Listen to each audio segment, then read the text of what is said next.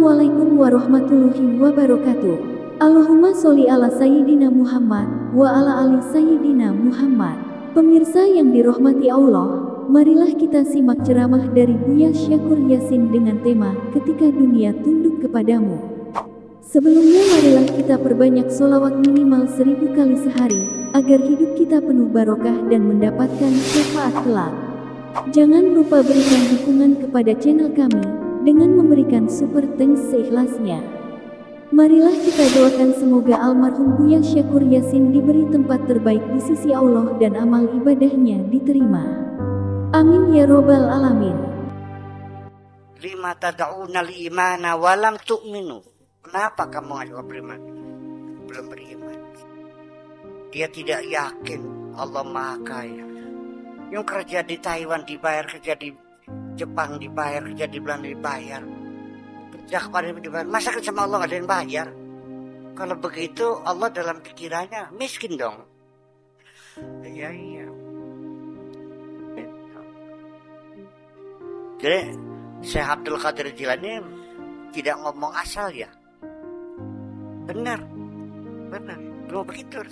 Dan itu bukan sekarang saja, dari zaman dulu juga sama. Sejak abad kelima ini.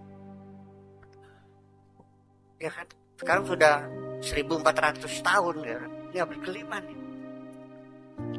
Abdul Qadir sudah memperhatikan perilaku masyarakat seperti itu. Al-imanu wal muqawim. Muqawim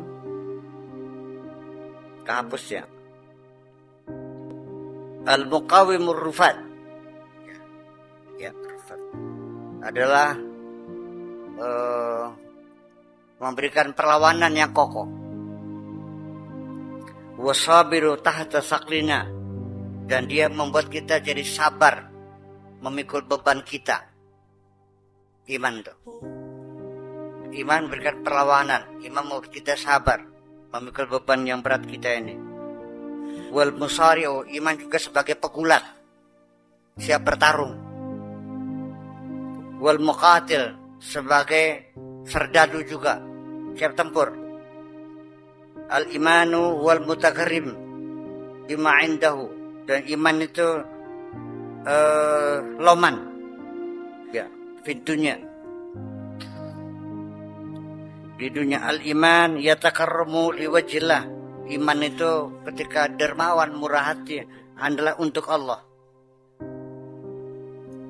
Wal hawa yatakarramu liwajhi syaitan, sedangkan hawa nafsu loman juga, dermawan juga hanya untuk setan. Wali aghradin nas, dan untuk tujuan-tujuan manusia, tujuan-tujuan sementara, bagi-bagi duit, beli biting, begitu nggak jadi diminta lagi duitnya. Man fatahu babul haqqi azza wa jalla qa'ada ala abwabil khalqi. Barang siapa yang terlewat, tidak bisa masuk pada pintu kebenaran Allah Subhanahu wa taala, dia akan duduk bersimpu di hadapan pintu-pintu makhluk. Man dayya'a tariqal haqqi, barang siapa yang menyia-nyiakan jalan kebenaran azza wa jalla, wa talla anha, dan tersesat dari jalan Allah, qa'ada ala tariqil khalqi, dia ada di jalan manusia. Ya jadi manusia biasalah. Ya, penuh macam-macam. Man aradallahu bihi khairan, kalau Allah menghendaki kebaikan kepada seseorang, aghlaqa abwabal khalqi, semua pintu makhluk ditutup untuk dia. Sampai dia menjerit baru memanggil nama Allah dengan tulus. Setelah tidak ada siapapun yang menolongnya, kabeh ngomong saben kabeh. Ya. Ini terjadi, mangga kapan-kapan silakan ke Sunan Gunung Jati. Itu yang puasa, baca Quran, sholat, nangis.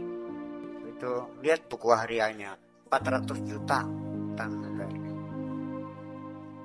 Itu karena pinjam kakak ditolak, pinjam mertua ditolak, sama sudah ditolak semua, akhirnya lari baru.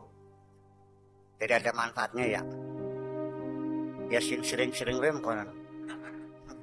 Sampai kali kan Gusti Allah. Iya. Jadi ya itu, ketika ditutup semuanya, Allah menghendaki supaya engkau hanya minta kepadaku saja. Begitu dia minta sana, tutupin semuanya. Ya. Fi wajhihi, di hadapan dia semuanya tertutup semua. Tidak ada seorang pun yang digerakkan hatinya untuk menolong orang itu. Wa qata'a ata'ahum anhu, dan semua pemberian-pemberian orang lain tutup semuanya. Hatta yaruddahu bidzalika ilaihi, sehingga dia mengembalikannya dengan demikian. Biqiyamihi minal ghadri ila syatti, sampai dia itu bisa kembali ya dari nilai-nilainya, dari harga yang berupa tipuan-tipuan al-ghadr tadi ila syatti, sampai ke pantai, sampai ke pinggir. Artinya sampai dia menyelesaikan persoalannya itu. Yuqimuhu min la syai ila syai. Kalau sudah sampai dia pantai tujuan, maksudnya nanti oleh Allah akan diberi sesuatu yang tadinya tidak ada apa-apa, ila syai'in, menjadi apa-apa. Yang dulunya tidak pernah dilihat orang, sekarang mulai dilihat orang. Yang dulunya tidak pernah dihargai orang, sekarang baru dimuliakan orang. Waihaka tafra'u biqu'udika indal ghuduwi fisyita. Koplok siraku, kamu merasa gembira duduk ya di pagi hari di musim hujan. An qaribin, sebentar lagi yaji'us saif, datanglah musim panas. Wa tanshafu al-ma'u alladhi indaka, akhirnya akan mengeringlah air yang ada padamu itu. Fatamutu makanaka alladhi inda syatti, akhirnya kamu akan mati di tempat kamu di pinggir pantai itu. Dodok di musim dingin, banyak hujan, banyak salju. Nanti ketika tidak lama lagi datang musim panas, kering semua itu, habis. Ketiga maning meletak habis hawai, kan gitu.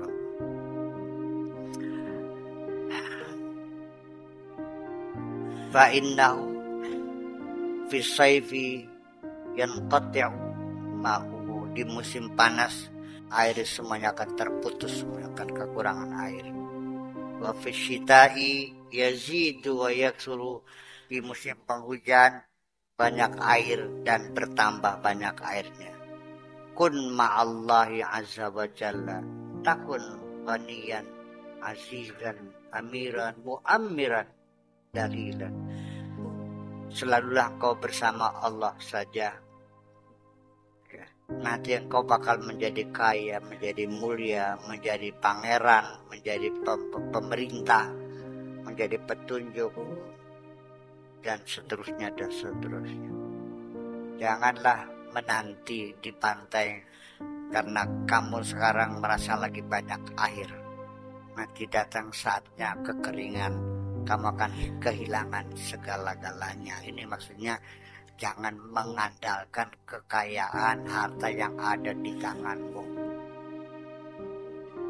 Ring habis. Kalau pelayanan dia bisa kaki. Itu arah tujuannya. Manistagna billah, barang siapa yang merasa kaya dengan Allah azza wa jalla, dia merasa kaya karena dia punya Allah.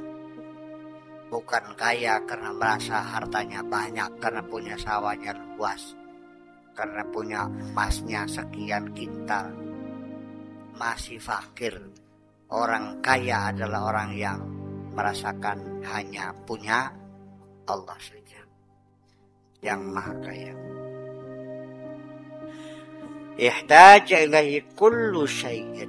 Kalau kamu sudah merasa cukup hanya dengan Allah saja, yang kamu hormati Allah, yang kamu sanjung Allah, semuanya hanya mengandalkan Allah saja, maka nantinya ihtaja ilaihi kullu syai'. Semuanya akan datang kepadamu menyatakan butuh kepada kamu, akan datang minta tolong semua kepada kamu. Selama kamu masih bangga dengan uangmu akan menghinakan kamu. Dihinakan oleh uang. Setelah kamu buang uang itu, biar Allah saja di hatiku, uang datang menjerit, tolong gunakan aku. Kira-kira duit terus batuk duit kita orang sirit duit kena dihinakan itu bisa. Ya, ketika engkau sudah tidak membutuhkan apapun kepada Allah, maka semua apapun akan datang meminta tolong kepadamu itu. Tolong gunakanlah aku, pakailah aku, belanjakanlah aku di jalan Tuhanmu. Paham? Ketika uang dihinakan, baru dia menjerit minta tolong. Selagi uang itu kamu sanjung-sanjung, dia selalu menghinakan kamu. Ngerti beli?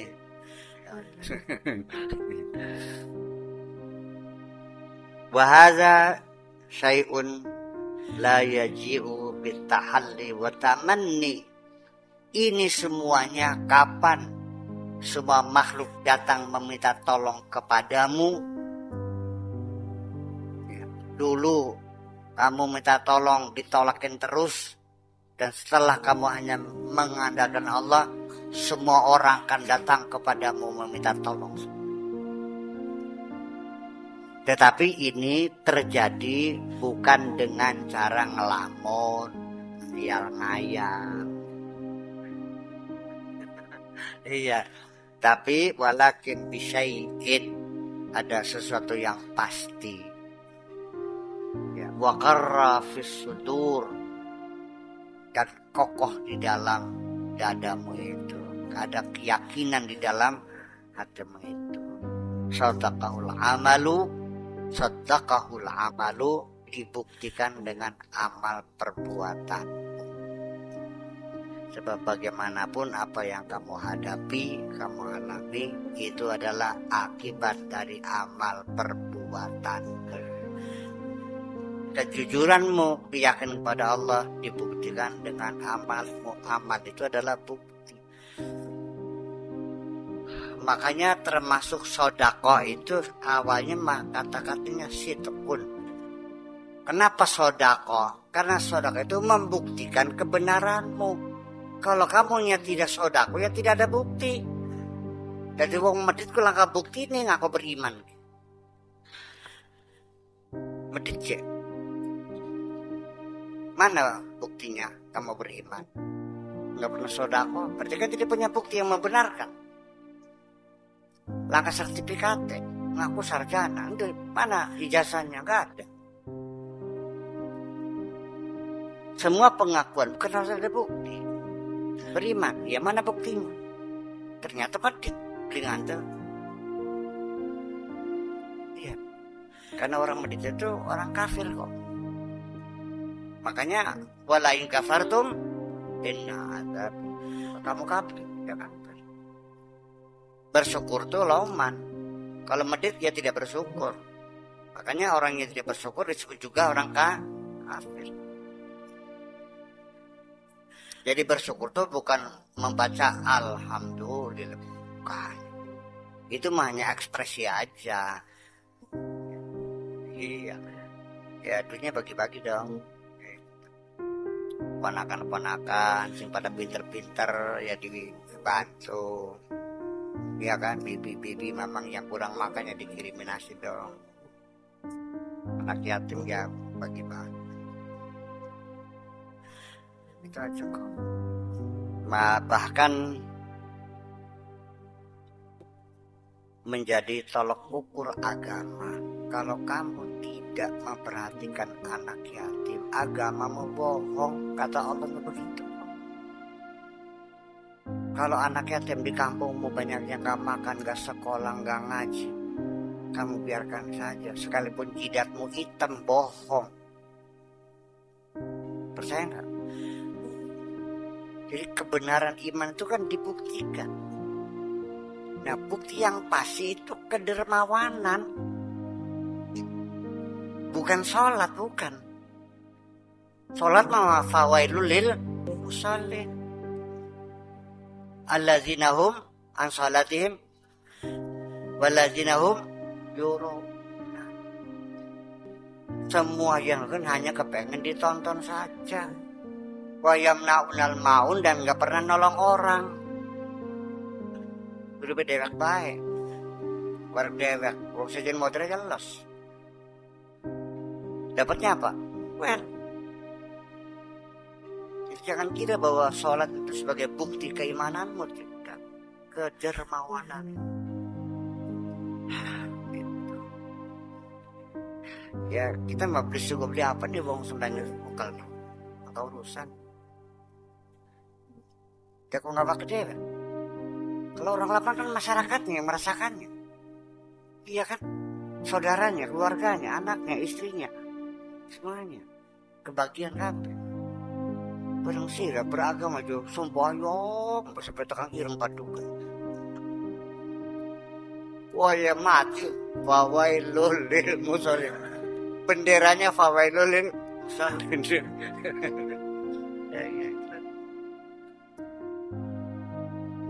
Sebab sholat itu hanya latihan pembinaan sosial. Suruh disiplin waktu, disiplin tempat, sering bertemu dengan orang, menghilangkan rasa sombong, berkomunikasi intensif dengan masyarakatnya, sehari ketemu 5 kali, seminggu sekali rapat mingguan, membahas persoalan yang ada di desa masing-masing. Itu ada laporan mingguan tiap hari. Apa itu tuh? Hari Jumat. Barang nih kene belum nganggo bahasa Arab, belum nganggo bahasa Jawa, butuh bahasa Arab. Si rapat apa? Ya itu. Ya karena khotbah nganggo bahasa Arab ya, imammu mengantuk kabeh. Sebabnya apa? Khotibnya gak paham.